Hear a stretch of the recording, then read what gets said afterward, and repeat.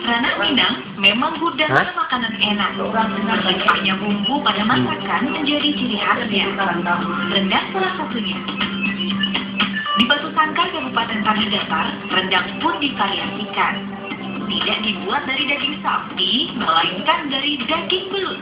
Namanya rendang balui. Ini dia yang harus kita cicipin hari ini. Ini licin-licin panjang si balui alias belut. Bentuknya ada sedikit berbeda ya, seperti yang kita temui kebanyakan karena dia berwarna agak cerah. Dia berasal dari sawah alias belut sawah. Nah, ini mesti ada prosesnya dulu nih supaya si belut ini bisa enak dan renyah untuk dimakan nantinya. Kita ketahui dulu sama yang buat. Rendang balui dibuat oleh Hayatul Asma yang biasa dipanggil Uni Ema. Dibantu karyawannya, Ema mengolah belut menjadi rendang dengan cara tradisional.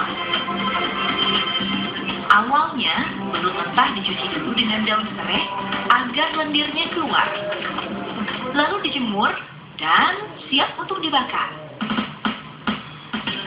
Kalau urusan membakar belut, Uni Eva nih bagiannya. Ini kita tahu dibakar, ya digoreng atau diasak gitu misalnya. Kalau ini rendang ini emang harus dibakar. Kalau digoreng sih namanya belut goreng. Jadi membedakan ya. Belut harus dibakar sampai kering.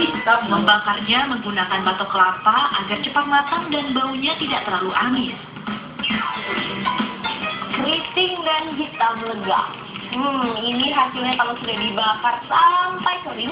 Karena kalau memang nggak kering, nantinya daging balui ini atau daging belutnya bisa hancur dalam bumbu rendangnya. Harus rendang juga nantinya. Keren ya? Sementara itu, bumbu disiapkan.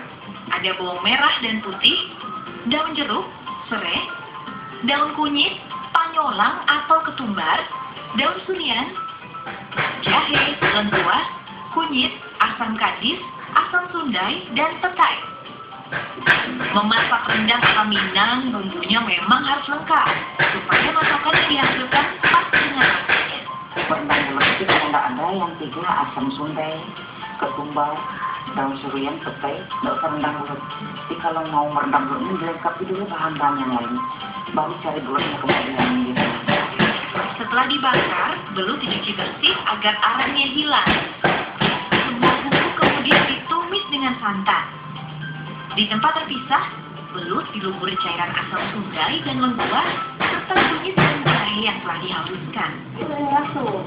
Ini udah bisa dimasak ini Bu kalau ini seperti ini ya? Dicicipi juga boleh. Sudah masak? Jadi boleh.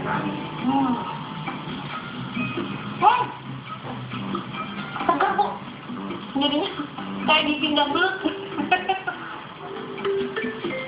Belut lalu dimasukkan ke dalam tumisan bumbu dan diaduk sebentar. Mengaduknya tak boleh sembarangan agar daging belut tidak putus atau hancur. Kalau sudah dicampur sama bumbunya seperti ini, harus diaduk sedikit dan pelan-pelan aja agar daging belutnya nggak hancur. Dan ini bisa sampai menunggu 2 hari supaya bisa merasuk bumbunya. Nggak boleh kelewatan, harus ada pete.